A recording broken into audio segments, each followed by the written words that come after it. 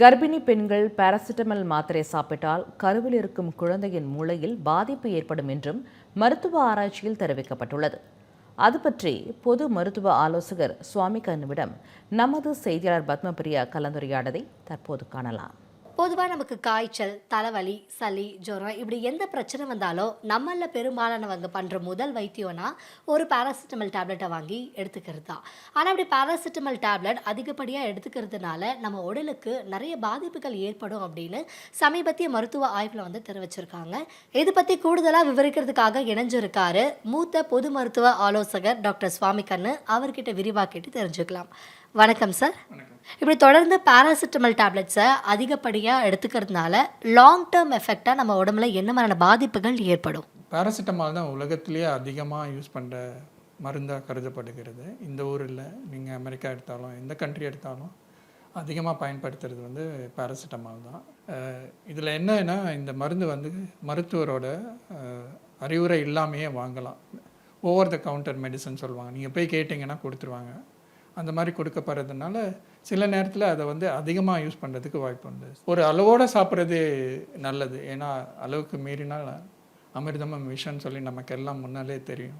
So pregnant woman paracetamol tablet அவங்களுக்கு in case fever அப்படின்னா எடுக்கலாமா? இதை ப்ரெக்னென்ட் உமன் பேராசிட்டமல் எடுக்கிறதுனால அந்த குழந்தைக்கு வேறு என்ன மாதிரியான பிரச்சனைகள் ஏற்படும்? இந்த பேராசிட்டமால் எப்படி வேலை செய்யுதுன்னா, நமக்கு உடம்போட வெப்பம் அதிகமாகுதுன்னு வச்சுக்கோங்க. அந்த வெப்பம் அதிகமாகிறது நம்ம மூளையிலேருந்து தான் ஆரிஜினேட் ஆகுது.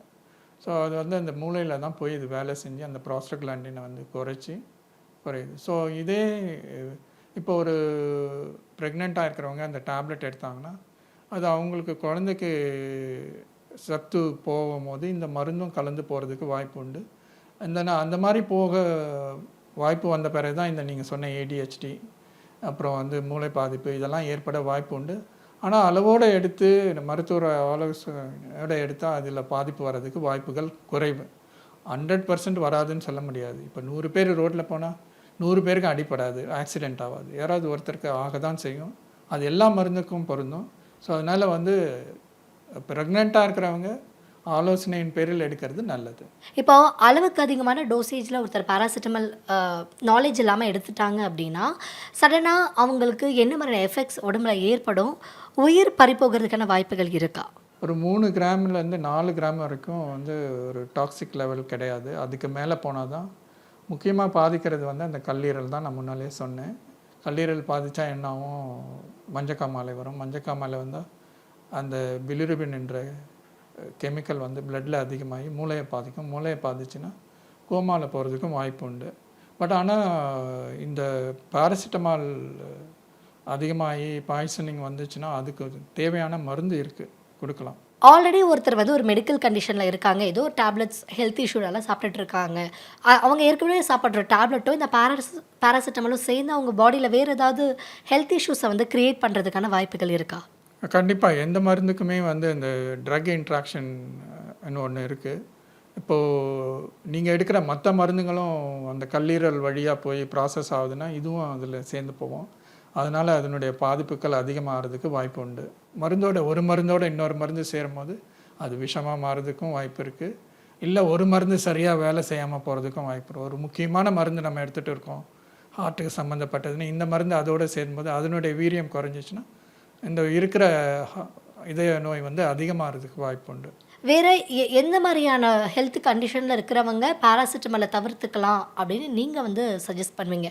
இவங்கெல்லாம் சாப்பிடாமல் இருந்தாலே பெட்டர் தான் அப்படின்னு யாரெல்லாம் இருக்காங்க? ஸோ பேராசிட்டமால் சாப்பிட்றதுனால எல்லாரும் சாப்பிட்லாம் அப்படின்னு சொல்ல முடியாது. ஒரு சில குறிப்பான நோய் இருக்கிறவங்க அதை சாப்பிட முடியாது. முக்கியமாக மஞ்சக்காமாலையால் பாதிக்கப்பட்டு கல்லீரல் பாதிக்கப்பட்ட நோயாளிகள் அதை அதிகமாக பயன்படுத்த முடியாது. அது மருத்துவ கண்காணிப்பாக பண்ணாமல் அதை பார்க்க முடியாது. அது மாதிரி ரொம்ப நோய்பட்டவங்க, kidney failure, liver failure, heart failure அந்த மாதிரி இருக்கிறவங்களாம் நிறைய மருந்து சாப்பிட முடியாது அந்த பேராசிட்டமால். ஏன்னா அந்த ப்ராசஸ் ஆகிறது. அந்த மருந்து நம்ம சாப்பிட்டோன்னே அது வயிற்றில் போய் ரத்தத்தில் கலந்து அது லிவருக்கு போகும். 4 வேளையிலேருந்து 6 வேளை எடுக்கலாம். ஆனால் அது அளவோடு தான் இருக்கணும். ஒரு 3 to 4 கிராம்ஸுக்கு மேலே நம்ம டெய்லி எடுக்க முடியாது. அதுக்கு மேலே எடுத்தால் லிவர் டேமேஜ் ஆகிடும்.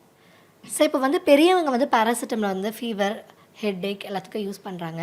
பெரியவங்க எடுத்துக்கக்கூடிய இதே பேராசிட்டமல் டேப்லெட்டை நம்ம குழந்தைங்களுக்கோ கொடுக்கலாமா? ஆமாம், இது பல விதத்தில் இருக்குது. பிறந்த குழந்தைங்களுக்குலாம் வந்து ட்ராப்ஸு அப்படின்னு சொல்லி சொட்டு மருந்து மாதிரி வரும். கொஞ்சம் பெரிய குழந்தைங்களுக்கு வந்து சிரப் லிக்விட் ஃபார்மில் இருக்குது.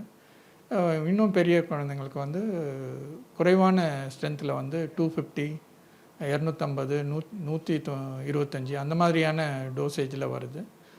அவங்களுக்கெல்லாம் வந்து அந்த வெயிட்டை பேஸ் பண்ணி இத்தனை கிலோ இருந்தால் இத்தனை கிராம், இத்தனை மில்லிகிராம் தரணும்னு சொல்லிட்டு கணக்கு இருக்குது. அதுக்கேற மாதிரி கணக்கு பண்ணி எழுதி தருவாங்க. எழுதி தரும் போதே மருத்துவர் வந்து ஒரு டீஸ்பூனில் இவ்வளோ இருக்குது, அரை டீஸ்பூன் கொடுத்தா போதும்னு சொல்லி சொல்லுவாங்க.